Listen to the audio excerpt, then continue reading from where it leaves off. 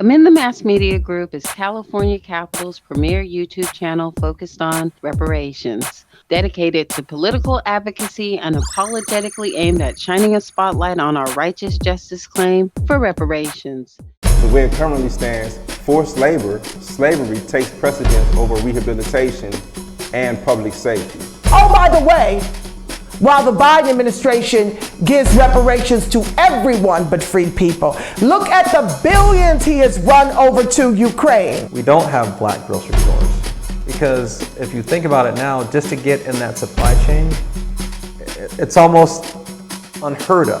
They don't want the truth to get out. Okay? I don't want to know what my family did or what all these people did and all this stuff like that. Okay? You read that 500-page report. There's this thing called white superiority and black inferiority. That mindset allows all of the behaviors that we've seen across generations, allows for the construction of these policies and practices and systems and structures that continue to oppress us. This is not a handout. This is a debt that is owed. You know, Allensworth was like the internet of his time in 1904, 1905. The total black population in California is about 2.6 million, and then of that, the descendants compose about 2.2 million of that. So California, with a multi-billion-dollar surplus, can absolutely afford to satisfy the international terms for reparations, beginning with compensation. Any financial obstacle that exists that impedes the success of increasing financial prosperity needs to be dealt with and eliminated. No matter where we've been, no matter what part of this fight we've been in, we've been harmed, and we've had harm done to us specifically. When I got to Los Angeles, this was some of the worst segregation I'd ever seen. And remember, I'm telling you, I'm from Mississippi. Because as you can see, I'm giving you broken history right now, you know? But I had to give it to you guys today. I said, no, I got to show them this because it's so precious and nobody really knows about it. Black people don't have that kind of luxury. Our historically black communities have been redistricted multiple times. Now listen, if you can't handle the TR roof, don't tune in.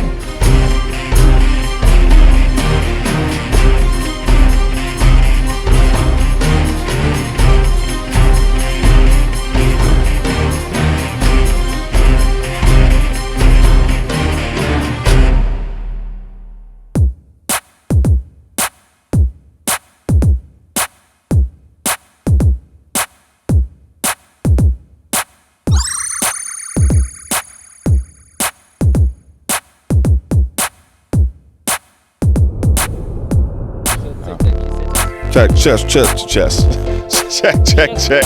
Yo, I'm all over there with a mic check. 1 2 1 2 1 1 2 2. Yep.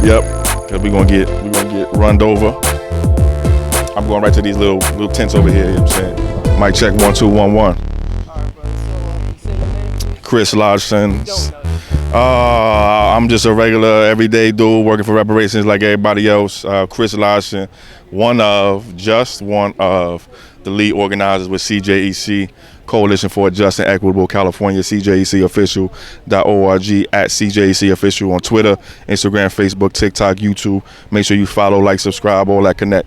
So where we at right now? We're in LA, right? LA, California Science Center, African American Museum. We are at the 10th California Reparations Task Force hearings in LA. All right.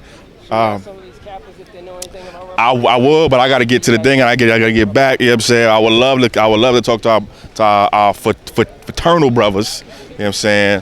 About the California. I should have bought some flyers out here. That's what I'm saying. B. I should have bought some flyers there. Peace, y'all. Peace. Love. You know what I'm saying? I should have bought some flyers over here. You know what I'm saying? But yeah, shout out to the whole family. Shout out to the whole everybody that's out here, man. It's a historic hearings, standing room only, both days. They had to bring more chairs both days. Pack the room out both days. What's up? I mean, I'm just so happy, like so crazy to have this type of turnout, this type of energy for reparations here in the state of California. You know what I mean? Word. Yeah. All right, brother. So, I mean, I didn't know if you was gonna I don't even know where I'm going. I'm trying to get one of them little juices and then I'm out. You know what I'm saying? You wanna get in line or you wanna get in the shade? I don't even know where's the line. Like the line is over here. You know what I'm saying? Okay, so what's up? Okay, so can you explain kind of? I spoke to Friday. Yeah. But from your perspective, like what happened this afternoon? Because I was confused. This morning? Yeah, this morning. I was working, and then like all of a sudden, y'all. Yeah, it was a little turmoil in there during the public comments. During the I'm good. Yeah, it was a little turmoil during the public comments because every single day of the hearings has public comment. So for the first hour of every single day hearings is public comment. And so for the first hour of public comment today, people was up there talking about what they want reparations to be, et cetera, and some of the comments started to challenge or question who should be eligible for reparations in California, which was already decided to be those of us who built this country, the black folks who built this country. Who else would reparations be for? The black people who came here in the bottom of the slave ships. Who else would it be for? But there was people calling up saying, we think reparations should be for other people. Not gonna happen. But cool, you can have your opinions, your comments, right? It's a public comment. And then I don't even know what to get. And yeah, I think I'm gonna get one of them juices. Yeah. I think it's on that side. Oh no. Yeah, that's the same. It's the same thing. So then some of the comments, people from a particular organization called the California Black Power Network. I'm not going to not say their name because they said their own name. California Black Power Network leadership called up and lied, said that the vote for who's eligible was in secret. That's a lie. That decision was made in March during a public hearing after weeks and months of public attention about the question and the decision for who's going to be eligible. That is a demonstrably, provably false statement to make. It literally not true. You could look. It's so easy to see that that's not true. But they called up saying that there was a secret and almost threatening to say, if y'all don't do this vote differently or if y'all don't change this vote, you're not going to have reparations. First of all, who does that? Who does that? You're supposed to be a black organization. How you saying if you ain't a part of reparations are going to happen? What? That's not how we do. That's not how we do it with our people. So there was comments about that being made in the call in public comment, and somebody came up who was actually in the building from that organization. Now we in there very deep. So somebody from the organization was in the building, came up to the in-person public comment, said that, and people wasn't having it. People booed them down. They decided to try to leave after that comment. People followed them out to continue the conversation and express their anger about the false statements that this organization was making. So I went out there to include myself in the conversation, and we ended up having a long and strong conversation about where we disagree and even some places where we do agree.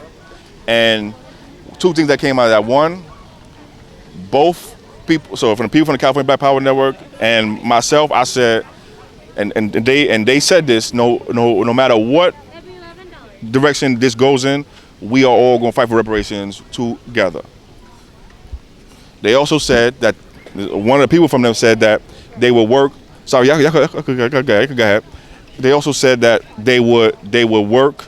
This is somebody from the organization. So I don't know if he's speaking for the organization or not, but he said that they would look at what they said in their comments, and if there was anything incorrect, that they would make a correction. What they said in the comment was demonstrably false. First of all, there's no way you can call that vote secret. There was in almost it was in national media. But wouldn't if they did have a secret, offline conversation with all of them, wouldn't that do the Bagley? The task force. Oh, thank you.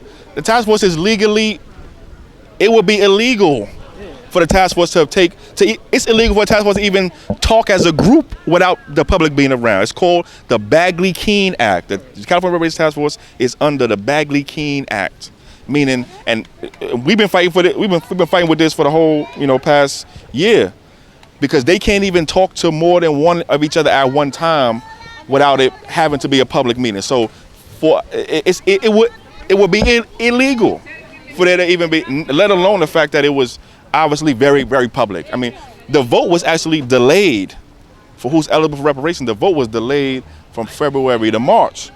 There was so much public energy around that. Now, the thing is, just because you didn't know about it, don't mean it wasn't public. That's your fault.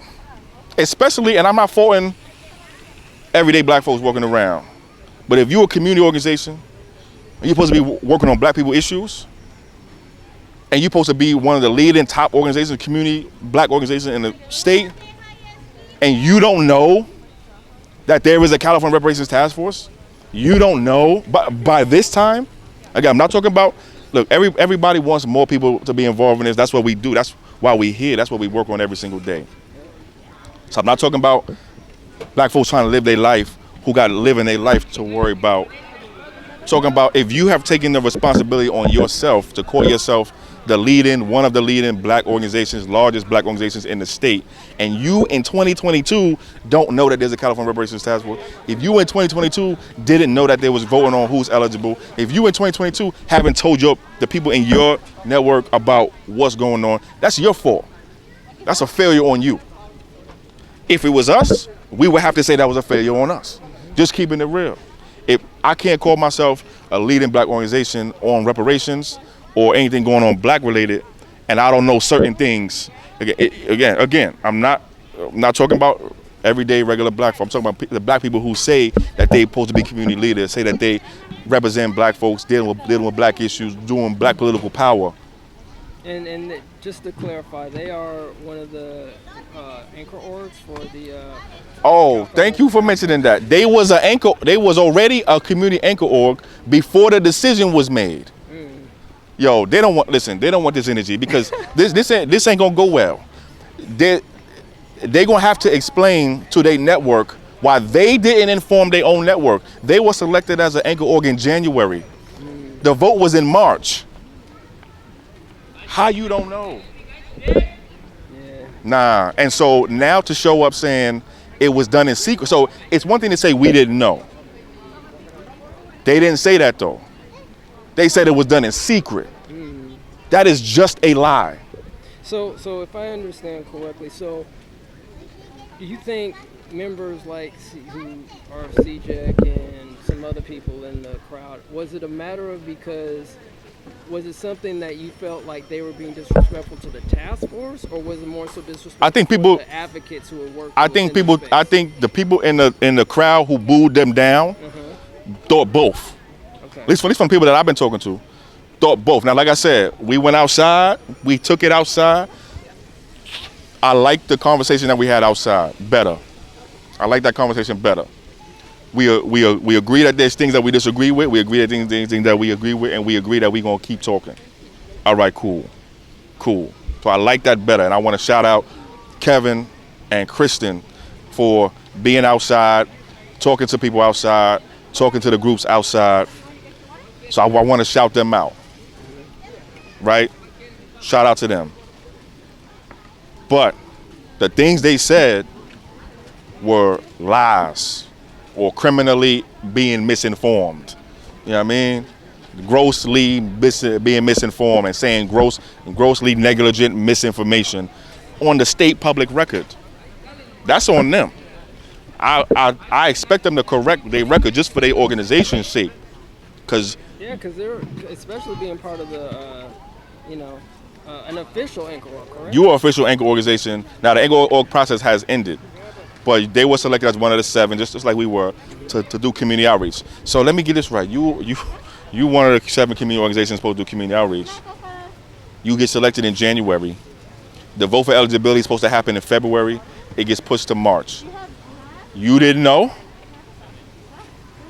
How you doing community outreach? How you selected as a community anchor organization and you don't know this? It don't add up. Especially when it's decided as lineage based anyway. So.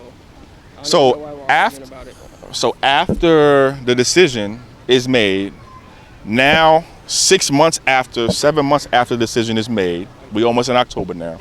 So now it's about to be October. So 7 months after the decision is made, now you try to change the decision and say if this decision ain't changed, we not gonna get reparations. Yo, I'm about to drop it. Yo, who you think you is? What?